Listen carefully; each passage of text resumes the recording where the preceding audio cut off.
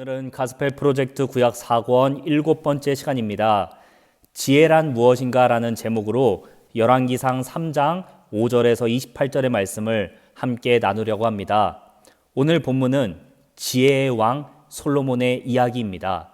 우리가 오늘 본문으로 들어가기 전에 과연 지혜가 무엇인지 탈무드에 나와 있는 지혜의 이야기를 여러분들께 소개해 드리려고 합니다. 이 이야기는 옛날에 사람들이 배를 타고 여행을 하던 중에 있었던 이야기입니다. 많은 사람들이 배를 타고 여행을 하던 중에 어느 날 사람들은 갑판으로 나와서 자기가 갖고 있는 돈과 보물과 입고 있는 옷에 대해 자랑을 하기 시작했습니다. 사람들은 서로의 자랑을 들으며 서로가 얼마나 유명하고 또 뛰어난 사람인지를 자랑하는 시간을 가졌는데요. 이렇게 서로를 자랑하고 서로의 얘기를 듣던 사람들은 구석에 앉아서 아무 말도 없이 책을 읽고 있는 한 노인에게 집중하게 되었습니다. 모든 사람들이 노인에게 호기심을 가졌고 용기를 낸 몇몇 사람들이 노인에게 가서 이렇게 물어보았습니다. 어르신은 혹시 어떤 보물을 갖고 계십니까? 어르신이 갖고 있는 보물을 우리에게 좀 소개해 주십시오. 그러자 이 노인은 허허 웃으며 이렇게 얘기했습니다. 나는 당신들처럼 멋지고 값비싼 보물들을 갖고 있지 않습니다. 제가 갖고 있는 것이라고는 지금까지 살면서 쌓아온 조금의 지식과 지혜밖에 없습니다. 이렇게 노인의 말을 들은 사람들은 김이 빠져서 제 자리로 돌아갔습니다. 그리고 계속해서 자기가 갖고 있는 보물들에 대해서 자랑을 했습니다. 이렇게 몇 날 며칠 여행객들의 여행이 계속되다가 어느 날 갑자기 이 사람들이 타고 있는 배에 해적들이 들이닥쳤습니다. 해적들은 사람들이 갖고 있는 돈과 보물과 심지어 입고 있는 값비싼 옷들까지 싹 훔쳐갔습니다. 이렇게 해적들에게 평생을 모아왔던 재산을 다 빼앗긴 사람들은 계속 여행을 할 수 없겠다는 생각에 가까운 육지에 내리게 되었습니다. 육지에 내린 사람들은 다시 열심히 일해서 돈을 벌고 명예를 쌓으려고 했지만 평생을 벌어온 것을 한 번에 잃은 충격 때문에 성실히 일을 할 수가 없었습니다. 그래서 대부분의 사람들은 폭력배가 되거나 노름꾼이 되거나 술 주정뱅이가 되어서 하루하루를 보냈습니다. 그러던 어느 날 이 사람들은 배에 타고 있던 노인은 지금 어떻게 살고 있을까 궁금하게 되었습니다. 그래서 소문을 내어 알아본 결과 노인이 일을 하고 있는 작은 학교에 도착하게 되었습니다. 노인은 마을에 있는 작은 학교에서 아이들을 가르치고 있었습니다. 사람들은 자기의 자녀들을 데려와서 노인에게 이렇게 부탁했습니다. 어르신이 갖고 있는 지혜와 지식으로 우리 자녀들을 잘 가르쳐 주십시오. 그래서 우리의 아이들은 우리처럼 술 주정뱅이가 되거나 폭력배가 되거나 노름꾼이 되지 않도록 어르신께서 지혜롭게 잘 가르쳐 주시길 부탁드립니다. 이렇게 사람들은 노인에게 머리를 숙이며 부탁했습니다.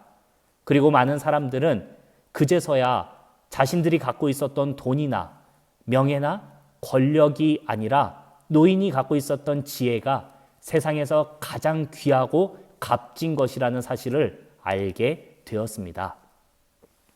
자, 여러분, 오늘 우리가 살펴본 이 탈무드의 이야기 속에서는 지혜를 무엇이라고 설명합니까? 지혜를 이 세상 그 무엇보다도 가장 값진 것이라고 소개하고 있습니다. 저는 이 말씀을 살펴보는 여러분이 이 지혜를 소유하길 소망하고 지혜로운 사람이 되길 간절히 바랍니다. 자, 그렇다면 과연 오늘 열왕기상 3장 솔로몬의 이야기 속에서 하나님께서는 이 지혜를 무엇이라 말씀하시는지 오늘 말씀으로 함께 들어가 보겠습니다. 기브온에서 밤에 여호와께서 솔로몬의 꿈에 나타나시니라. 하나님이 이르시되 내가 너에게 무엇을 줄고 너는 구하라. 솔로몬이 이르되 주의 종 내 아버지 다윗이 성실과 공의와 정직한 마음으로 주와 함께 주 앞에서 행함으로 주께서 그에게 큰 은혜를 베푸셨고 주께서 또 그를 위하여 이 큰 은혜를 항상 주사 오늘과 같이 그의 자리에 앉을 아들을 그에게 주셨나이다. 나의 하나님 여호와여, 주께서 종으로 종의 아버지 다윗을 대신하여 왕이 되게 하셨사오나 종은 작은 아이라 출입할 줄을 알지 못하고 왕께서 택하신 백성 가운데 있나이다. 그들은 큰 백성이라 수요가 많아서 셀 수도 없고 기록할 수도 없사오니 누가 주의 이 많은 백성을 재판할 수 있사오리이까.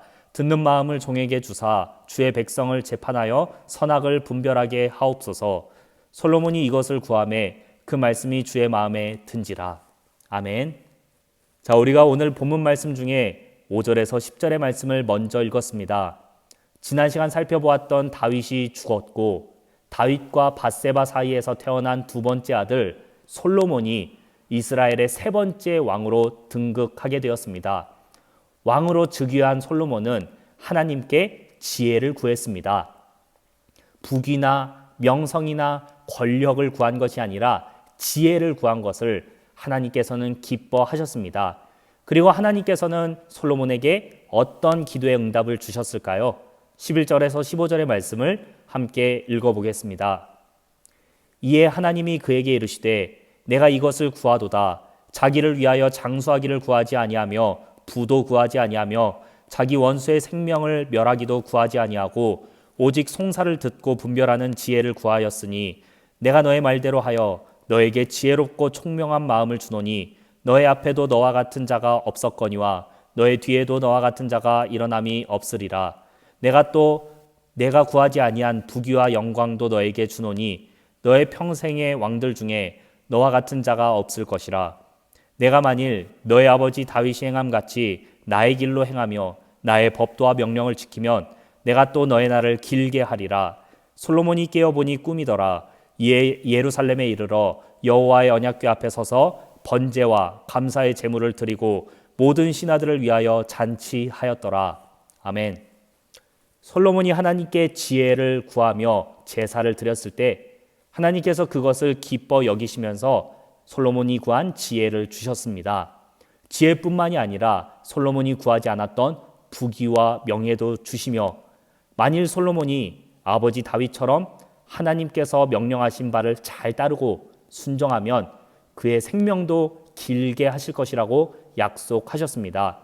자, 이렇게 솔로몬이 하나님께 기도의 응답을 받은 뒤에 이것에 감사하여서 하나님께 감사의 제사를 드렸습니다. 그리고 15절에 보니 모든 신하들을 모아서 하나님께 감사하며 잔치를 벌였다라고 얘기하고 있습니다. 자, 솔로몬이 하나님께 지혜를 받은 뒤 신하들과 함께 잔치를 벌이고 있을 때에 솔로몬께 재판을 요구하며 찾아온 사람이 있었습니다. 과연 솔로몬이 맡게 된 첫 번째 재판은 어떤 재판이었을까요?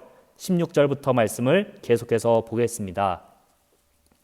그때 창기 두 여자가 왕에게 와서 그 앞에 서며 한 여자는 말하되 내 주여 나와 이 여자가 한 집에서 사는데 내가 그와 함께 집에 있으며 해산하였더니 내가 해산한 지 사흘 만에 이 여자도 해산하고 우리가 함께 있었고 우리 둘 외에는 집에 다른 사람이 없었나이다.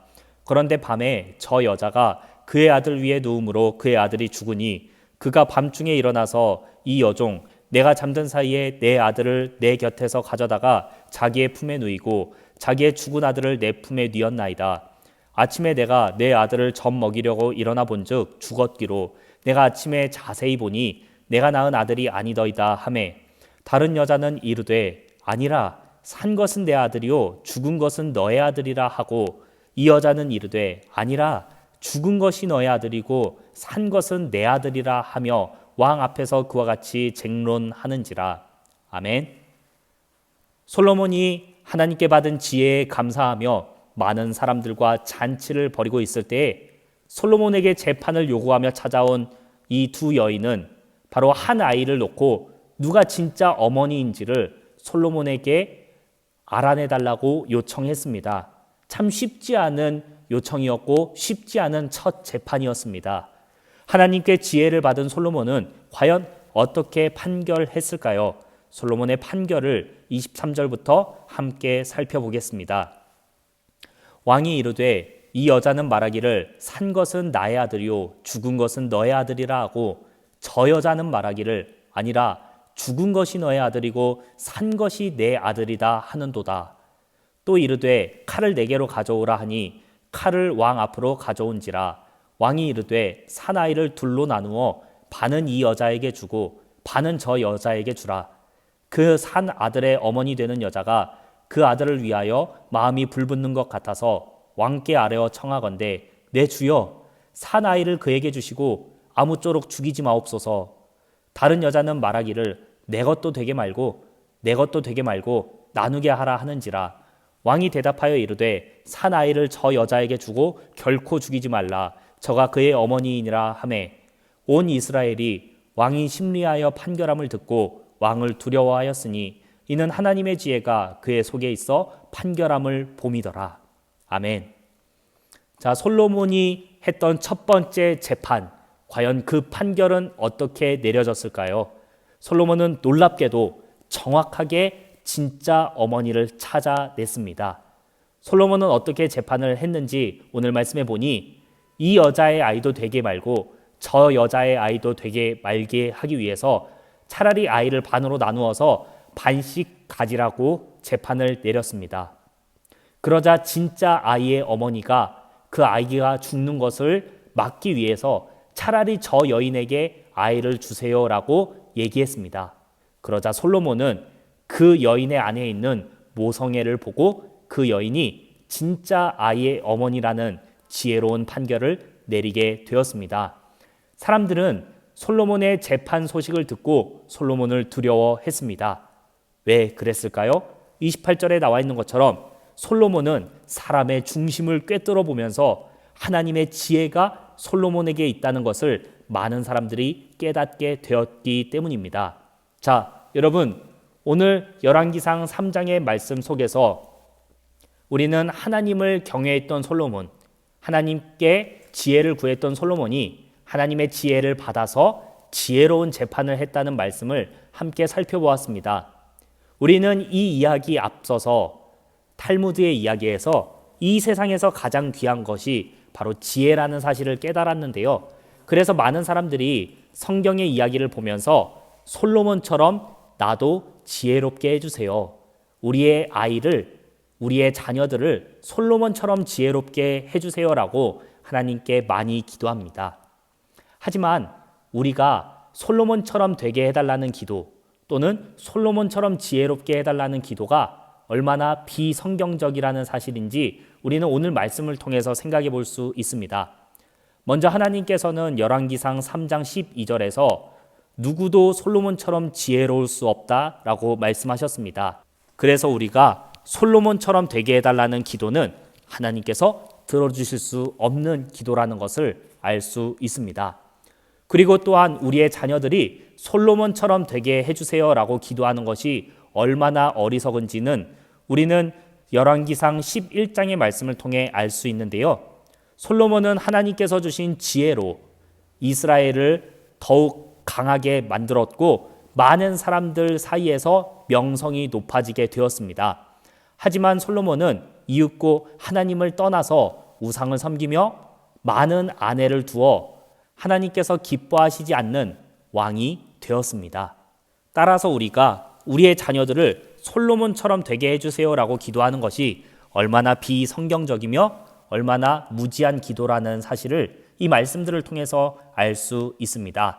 자, 그렇다면 여러분, 솔로몬처럼 되게 해달라는 기도가 아니라 정말 우리가 하나님께서 주시는 지혜를 얻기 위해서 기도하고 또 우리가 그런 지혜로운 사람이 되길 바랄 텐데요. 과연 오늘 말씀 속에서 등장하는 지혜로운 왕 솔로몬과 또 어리석었던 왕 솔로몬, 이 둘 사이에서 우리는 어떻게 하면 지혜를 얻을지 고민할 수밖에 없습니다.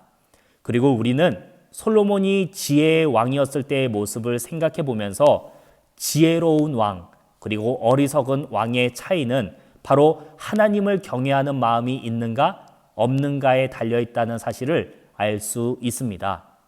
솔로몬이 하나님을 경외했을 때에 그는 잠언을 3,000개나 쓰고 노래를 1,005곡이나 만들어 하나님을 찬양했으며 지혜로운 왕이라고 불리는 왕이었습니다.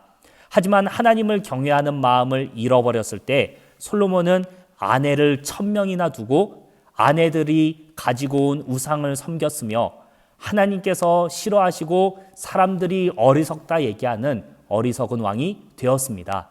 사랑하는 여러분, 솔로몬은 이 모든 사실을 알고 있었습니다.